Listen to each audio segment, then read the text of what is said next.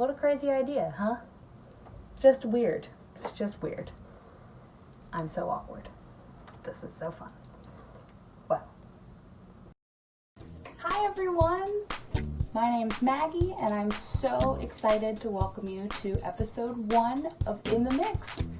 This project, adventure, something that I've really been looking forward to for a long time, and I'm so excited to have you here, have you be a part of this first episode of this new exciting journey. So for episode 1, I recently chatted with Danni Bouchard, better known as Luxtides, and her boyfriend, Steve Patrick, who is the drummer in a band called Camden Welles. They live in New York with their dog Bandit, and they've been together for a little over 5 years. They work together very much on creative projects, and especially now during quarantine, they've been able to really work on some pretty exciting things. So recently we made spicy pineapple margaritas, which I will show you next. We recently chatted about life, music, just general catching up. It's really nice to have friends like this, music friends like this, who are so willing to be a part of this crazy adventure with me. And I feel really lucky. And so I'm really, really excited to show you this first episode of In the Mix. So I hope you enjoy it. This is In the Mix.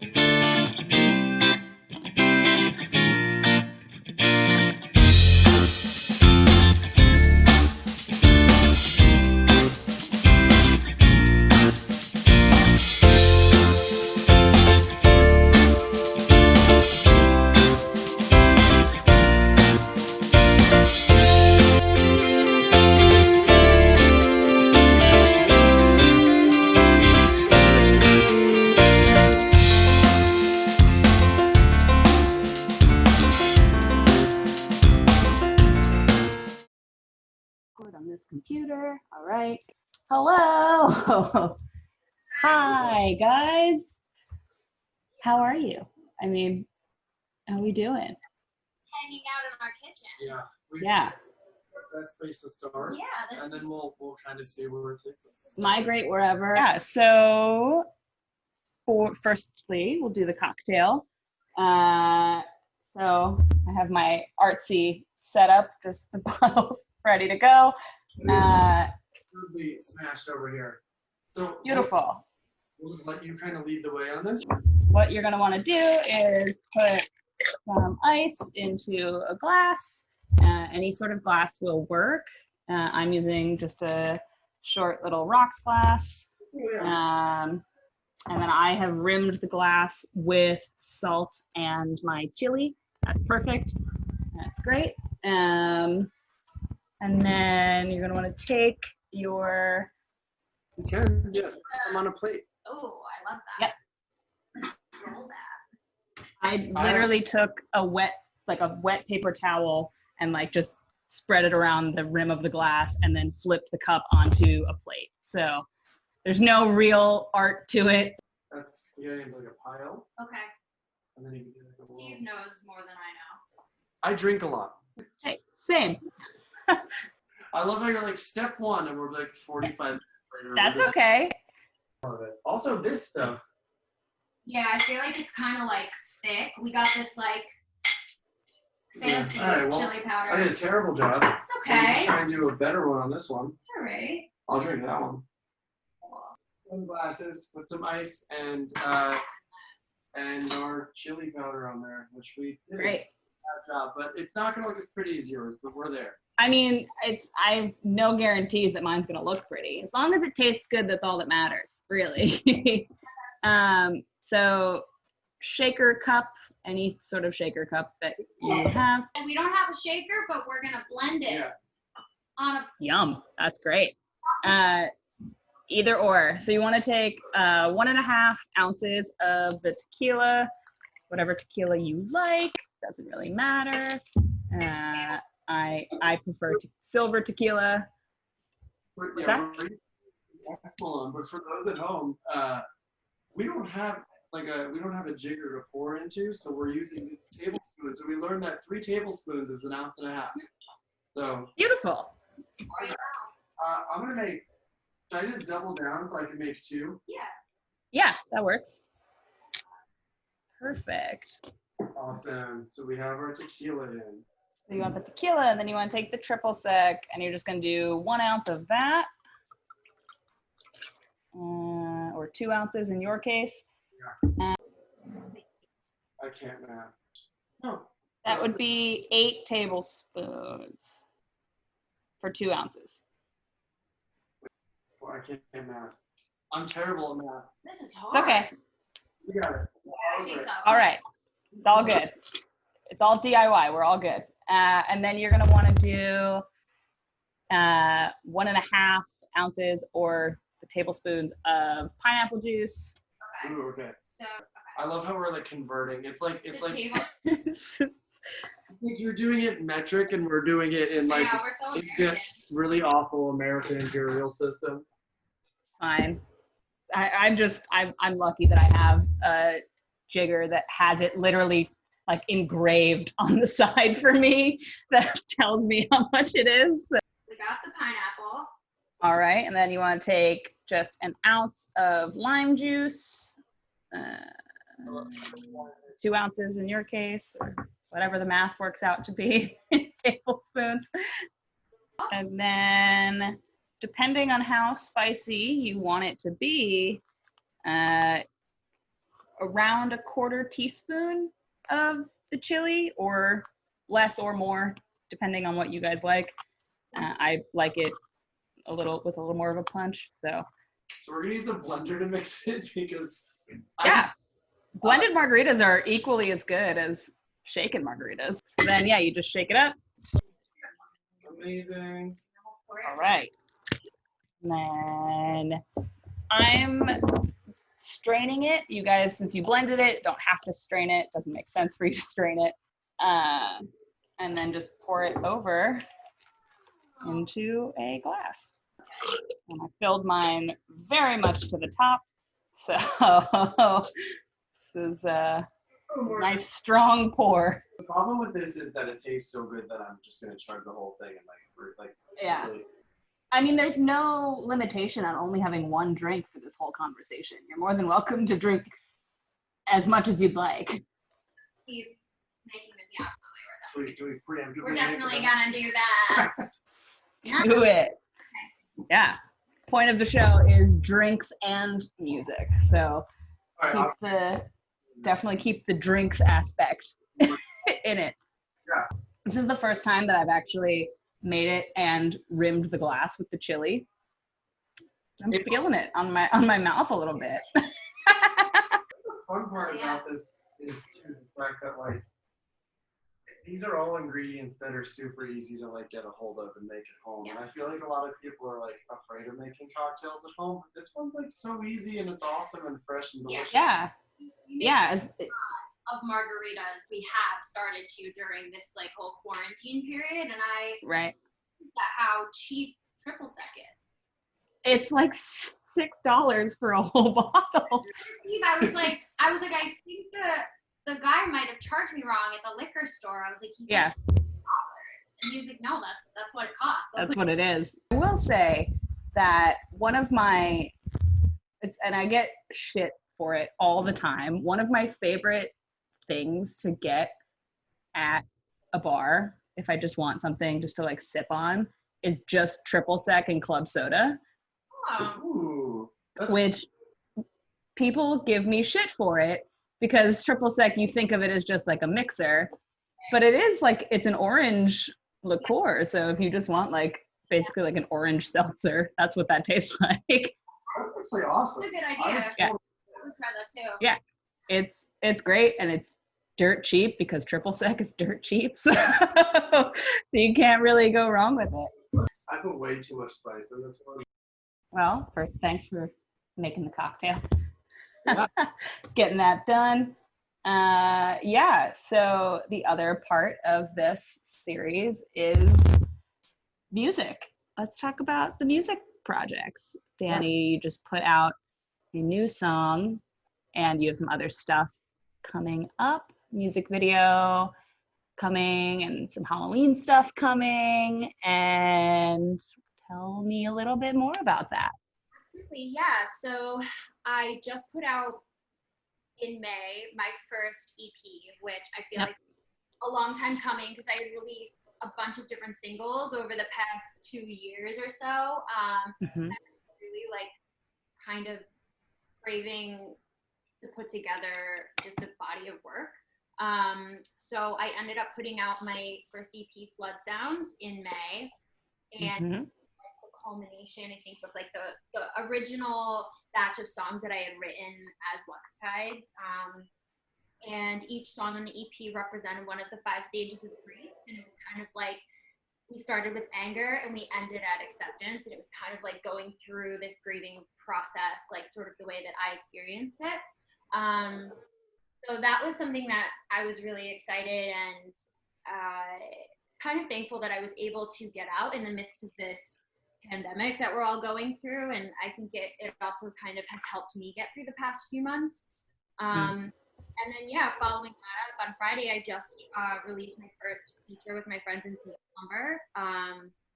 They hit me up probably in the beginning of the summer, saying that they were going to be doing a stripped version of their song, I'll Wait For You, and they wanted a duet. And I heard the song and I was like, this is dope. Like, these lyrics are gorgeous. And it kind of just, it's so beautifully, I think, encapsulates what so many people are feeling right now, going through this and like being away from the people they love and missing someone and like desperately wanting to see them and not being able to. It's just a really strange time. Right. So we recorded remotely. This was my first release where I did my own vocals, which I was super stoked to do, and we meshed them together and we released the song on Friday, and the response has been really awesome so far. So that was a lot of fun to kind of like, but also strange to kind of collaborate fully remotely with someone. It just speaks to the times though. Like, sessions are virtual, and I don't know. It's just a really like weird, it's just a very weird time. Do you guys have a setup in your apartment at all? Or do you? Okay, you do. We have a basic setup right now. It's super basic. And we're working on kind of expanding that. And like personally for me, one of my goals throughout the quarantine period was to get really solid at recording and producing my own vocals. So just the fact now that I finally have a release where I did my own vocals, I'm like, yeah, like I did it. That was a goal that I had for a long time. And this one has helped me a lot too, with just like figuring out like Ableton and just getting comfortable with myself. Ableton's like it's a tough like DAW to, I think, learn how to record vocals in too, compared to like Logic and some other ones like that. Definitely. It's been kind of fun, fun to watch. I mean, it's also nice to have someone else. Ableton is just like, for, I don't know, anyone listening that might not know, it's like a recording software essentially. But our band uses it live. It has a lot of like different uses, but we use it live not only to like help play backing tracks, but all like playback and stuff like that. But it also helps like fire all the MIDI on stage and all the things. So like keyboard changes, guitar patch changes, like all of that can be programmed. So it's nice to have somebody else around that will just curse at Ableton as well as I do, because I'm always, why does this keyboard not change what I want it to change? And Daniel will be like, oh, it's because of this. And it's like learning a language basically. So it's been really kind of fun to watch her figure it out and also have the same issues with it that I do. Yeah. I'm like, cool, I'm an idiot. Someone else can't. It's been a journey for sure, but yeah, we're kind of figuring it out, and it's like, I don't know, what else can you do during this time other than create? And like, it just, I think it's easy to just kind of like sit and dwell on the fact that the world is completely different from what it used to look like. but I struggled a lot with that in the beginning of this time. But I was kind of like, no, like I gotta snap out of it. I'm gonna create. I'm gonna write. I'm gonna make music that I feel good about. And that's kind of been like my focus. Yeah, and actually one of the last like in-person music things that I did was talking to Steve and Andy in Philly. It was like one of the very last things that I did. Your tour was like right before the world. Yeah, it was like a week before everything happened. Crazy. Yeah, it really was. We got back from that and we were like, man, things are really getting like kind of weird right now, and then everything just shut down. Closure. He's scratching the dog right now. Yeah, he's this literally is just like Bandit. a ninja rolling around. Love it. Love. Pay attention. I'll just nibble on my hands. He's like a little seal. He's like a little He's like a wild animal that we've let live in our house, but He's we're a beast. obsessed with him. Yeah. You waiting me? He does have an Instagram. Yes. Shout out to the Instagram. At Bandit the Bandit. Foster fail. Big foster fail. Of all the things I've ever failed at, it's the best. It is the best. I mean, yeah. Can't go wrong. So have you guys been able to collaborate more and write more together since you've been stuck in quarantine together for 6 months? I think so. Yeah, a little bit. You've helped me do so many things during this time. We bounce a lot of stuff off of each other, I think. Well, Mhm. Danielle is like something that I think is a really like underrated aspect of, or not underrated, but like an underspoken about part of music is that like when people are solo artists, they have much more responsibility on their plate. So like with Danielle, she has so many questions that she'll come to me and just be like, is this a good idea? Should I do this? Like, is this the right marketing approach? Stuff like that. With a band, it's different. Like, it's such a different experience for me because I have, 4 or 3 other guys plus like our like management, stuff like that. Like, Right. Conversation that we could all talk and be like, okay, like how do we do this and that? So I think her and I have collaborated on a lot of stuff, just like sorting out like game plan, release plans, like sonically, like production stuff, like all of that. So that it's been really cool. But also we just we recorded and filmed a stripped version of Fragile, my song Fragile for We Found It. So that was cool. Which I premiered as well. Yeah. Yeah, so that was cool too because that was our first time. Like he was playing for me in my live shows, but that was our first time like making a video together. So that was a lot of fun. Like you recorded the guitar, which was interesting for you. Yeah. Getting better at guitar versus just doing drums. No, I'm a terrible guitarist. No. I mean, that was kind of my first time putting on like my producer hat and being like, okay, I'm going to produce a track and play the instrument, all of the instruments stuff. And so that was kind of cool. That was fun, and so we filmed that together. And then I've been having to film a ton of things, and he's become like my videographer. I'm sorry. I'm very well-rounded now. You are. You could just. I could start your own little business. Yeah, seriously. You're doing it all. Great. So but definitely we've definitely collaborated a lot more, and it's been really fun, and I don't know, it's cool. It's like it's nice to have somebody. Obviously, it's nice to be stuck in an apartment with my girlfriend, period. But it's also just like cool that we can collaborate and like create and do a lot of kind of fun, different stuff together, which is it's really nice. And she hasn't murdered me yet, so that's been really cool. It's great. That's great. How old is Bandit? He's gonna be 3 this month. This month? This month, yeah. It's his birthday month. It's your birthday. They said his birthday was in September, so I decided that it should be on the equinox because I thought that's super cool. Absolutely, as of course. Yep. So he's the 22nd, so he'll be 3. Because you were like, we should do it on the equinox, and I was like, it's also Alex Ovechkin's birthday that month. We should put it on his birthday because it's the same day. I was like, no. Very on brand for both of you. Very. So I won, and it's the 22nd. So yeah, we're still figuring out what we're gonna do for his birthday. We craziest dog parents, like me specifically. During She's this become time. the craziest. Yeah. She sent He's me. worth it though. 15 different Halloween costumes for the dog. Which one? Are they still in the mail or have you picked one out? We haven't picked one out yet, but I want to get him a skeleton one. Yeah, or like the. Stop. Yeah. Do we Look maybe at need this. to go in the crate? He's just biting my hand. He's been doing it for. Here, let's get him something to chew that's not your hand. Last time we saw you was in Philly. Yes. Have you guys, has Camden been doing anything? Sorry, I didn't give you like any. That's okay. We'll get there. We've been writing an insane amount, and it's one of those things that we like the first 3-4 months. We were writing a lot on like Zoom and FaceTime and stuff like that. Yeah.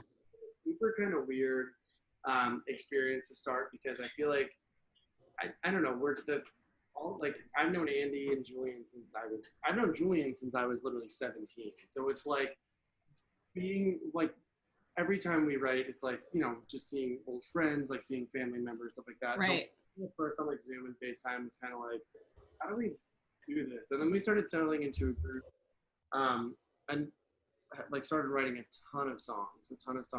A lot of stuff started happening. We started going to protests. And all of us are cool. We should all get COVID tested.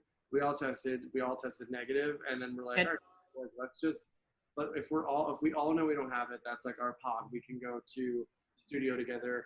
And Andy has his like own studio. So we went there and started working and like kind of like fleshing out a bunch of songs. So we have just an insane amount of music. And I think we're going to start, sometime in October, we're going to start kind of like launching stuff. Nice. Yeah, so that's like kind of all I'm going to say right now. Because we have no publicly committed plan yet, but we have a lot going on. And October is like the window when things are going to start happening. I mean, October is the best month ever, so. Yeah, I took out the Halloween towels today. Yeah, but wait, we start Halloween on September 1st. Oh, yeah. We just kind of. Yeah. 2-month I mean, yeah, once pumpkin things start coming back, that's when I'm like, all right, well, summer's over. I mean, you guys are in New York, you were in Jersey for a while. What have you noticed being in New York, especially during this whole time? What have you noticed the differences between living? Obviously, it's very different being in a city versus a suburb, but are there any things that surprised you when you moved? I feel like this is a better question for you. I know. So Danielle lived in Brooklyn, and then moved to Jersey, and then moved back. But man, things that surprised me are still like in the before times, before COVID. Yes. Like just my first like initial experience. I like literally like week 5 of living here. I took the G train. I was taking it from like Williamsburg to like the Cobble Hill area. And like literally just in the middle of the train I was on, some guy just stood up and just took a dump on the middle of the train. And like that was surprising, right? I think that the most surprising part was just the complete like lack of reaction from the entire subway car. Anybody? Yeah, because I'm just like, oh my God, did you see that? And like everyone's just like reading their book, like looks up and they're like, and they just casually stand up and just like walk away from it. And move down. And I was like, holy shit, you literally cannot faze New Yorkers. And now I think as time's gone on, I've adapted that a little bit. Where like, it's I just kind of have my blinders on, I do my thing, and like, yeah, what else is doing, and it kind of makes me kind of happier inside a little bit because I don't feel like worried about the world at large. Everybody else that's out there. Yeah, because everyone else is kind of doing the same thing, and they're gonna do whatever they want anyway. So you've gotten really good at driving here too. The thing I've learned here is that merging, there's just literally no rules to it. But if you just yourself as like, I'm gonna be first, people are just like, all right, that's all right, I guess. They kind of like respect the crazy a little bit. It's very odd. It's definitely different. It's got louder. its like, yeah, It's a lot noisier. Like even for me, like when we first moved back here, as used to living in a city as I was, we lived in Jersey for 3 years and Yeah. it was quiet. And the night that we moved back here, it was so loud, and none of us we were kind of just like looking at each other, and even Bandit was kind of like, "Fuck!" It was. Why is this happening? Yeah, it was just so loud we couldn't sleep for the first few nights, and now it's funny. It just starts to become normal, and it's almost Yeah. like at a certain point we probably won't be able to sleep without the noise. I could sleep through an explosion now. Like the second month we lived here, it was actually New Year's Eve. Someone like directly outside of our apartment just crashed into the back of a parked car, like literally in front of our apartment. Like I remember like waking up, like looking outside and just being like, oh, it's a car accident. Now I understand why people don't care when someone takes a dump on the G train. It's just like it's the same. Right. You just sort of shrug your shoulders and that's it. Can't control the chaos, so you just have to just accept it and move on. That's been the biggest learning curve for me, and it's been actually kind of good. It's been good for me. Yeah, it just has a certain, even throughout this time, this pandemic time, it still has this certain energy to it that I think Right. the same when we were living in Jersey. It's like sense of this crazy sense of hustle and drive that I wanted to be immersed in, and that was why we moved back here. Hopefully the world will open back up and music venues will be a thing again. Yeah. It's weird to kind of think about though, and it's sad not having that like live music aspect, because that was a lot of why we moved here too. But I guess we'll see. What do you think will happen if and when everything goes back to being open? How do you think it's going to look different? Oh man. I don't know. Maybe like shows where fans are wearing masks. I think that'll be So just like distance. it's just, but it's weird because I feel like as musicians, we're so used to looking out into a crowd of people and they're all like pressed up against a stage and together, and it's kind of weird to think about like a crowd being like, it changes the energy. It does, yeah. Like, as a performer, like the crowd really affects kind of how you feel and how Perform, yeah. you in general. Absolutely. Yeah, and it's like that's definitely gonna be an odd thing. I also just think that like the amount of iconic venues that are probably gonna shut down or are struggling and stuff like that, like that sucks. Like we've toured all over the world, but it's like there's so many awesome venues that like go there and people are like, oh, you're playing there? That place is so cool. Like I saw so and so play there in like the 80s, and like, and a lot of those places are in danger of shutting down, and that's a real shame. Like there's a lot of like culture that's just gonna kind of get like just tossed out because of that, and that's a huge bummer. So I don't know. It's like weird too. I don't know what the landscape's gonna look like, because I feel like now you're seeing a lot of bands and artists do like live stream videos, like concerts. Stuff. Super dope. It's like the best thing you can do, and I think it's really cool to kind of see people do it. As much as the other side of this is going to be weird and awkward, it's like there are kind of some new groundbreaking ways to get music to the masses and like allow artists and performers to like do what they do best, and then give fans a new experience in general. So it's like there's a silver lining. It's just going to be fucking weird in general going back though. Right. I think it'll be a long time coming before it feels normal again. But yeah, I agree. Yeah. I think too, like the drive-in shows that a lot of artists are doing. I Like, was just going to say. Yeah, our friend Morgan was playing for Andrew McMahon, and I think. Hi Morgan, Hi, if you're Morgan. listening. You're amazing. You're crushing. Yeah, but I'm seeing a lot of that too, and I think it's cool seeing how people are kind of adapting to this new world that we live in and making it work as far as performances. But yeah. Something that's really cool about that, and I think something that's like really underappreciated, is that in a time where like artists and the music industry and the entertainment industry like as a whole, just they're not working. It's awesome because there are ways to not only get like fans in touch with artists, but it's also a super sick way to provide jobs for people who are normally touring.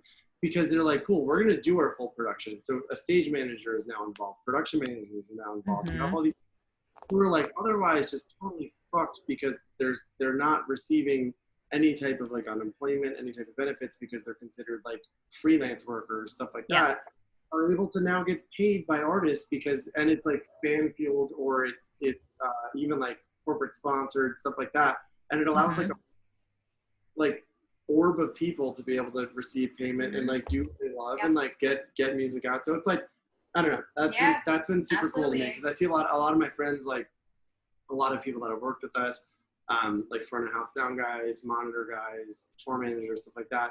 It's like providing them an opportunity to just like get back in and get their feet wet and get some work again. It's been really kind of cool to see at the same time. So hell yeah to artists and like hell yeah. And all of them who are like, no, we're gonna fucking do this and find a new way to play music. And I think that's really cool. Interesting. Yeah. Technology has always been such a wonderful tool for artists to use to connect to people, but I think more than ever, we're just going to see it kind of explode. Yeah, seriously, using it in new ways. Yeah, I had to figure out TikTok during quarantine. It is something that I was trying not to have to do, but I have now figured out how to make a video, and I have to say it's very intense. Like, do you love TikTok now? Are you into TikTok? do you get sometimes I get lost in like the dance videos where they're like do them, but it's definitely very like addictive. But I did have to figure it out. Have you been on there yet? I don't think you have. You've held out, right? Longer than me. I've also held out. I've never been on TikTok. I'm not a social media person. Like I understand Besides it's Twitter. important. You love Yeah. Twitter's my You medium. love Twitter. I'm literally just like a boomer in a fucking. Well, like it's. I don't know. I was never. I like words. I'm like a very like literature based person. I like reading.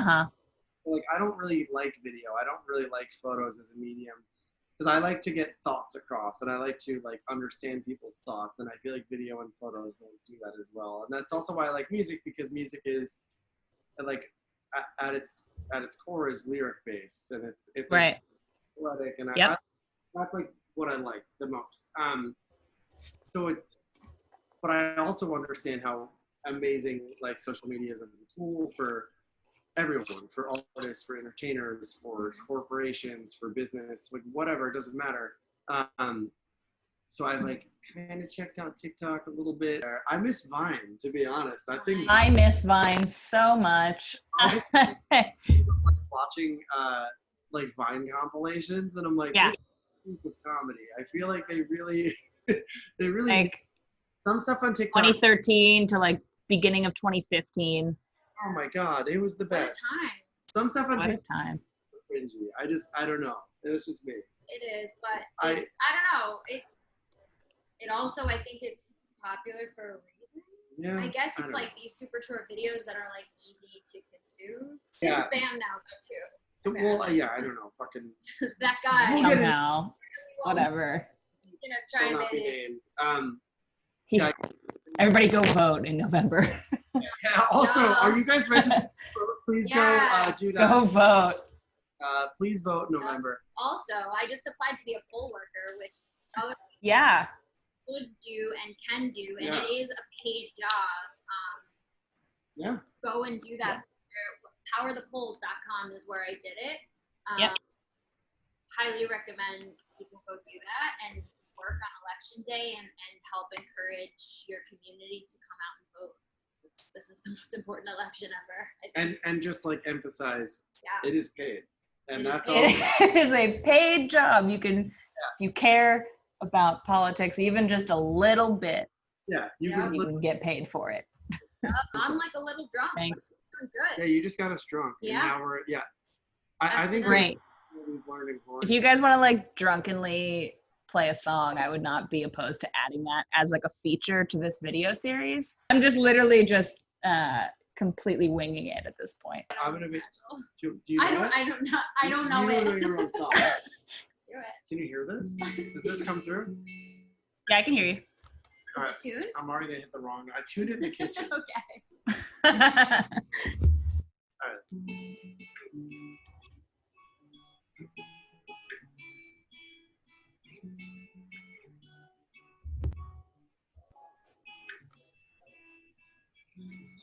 fragile. You make me so tragic. Somehow you're a habit. It's getting so hard to break. Fragile. In my head there's static. Feeling like I've had it. Gotta cut you off before I break.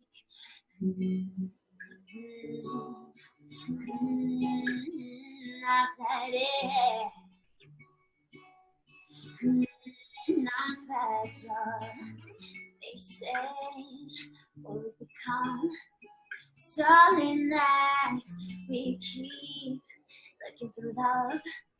Somewhere in the past, am I trying to stream like this? Trying to want this, wanna like this. Face it, out of mind. Thinking I'm addicted to sadness, getting her off of the last kiss. Sweeping me back into your madness, but I'm falling every time.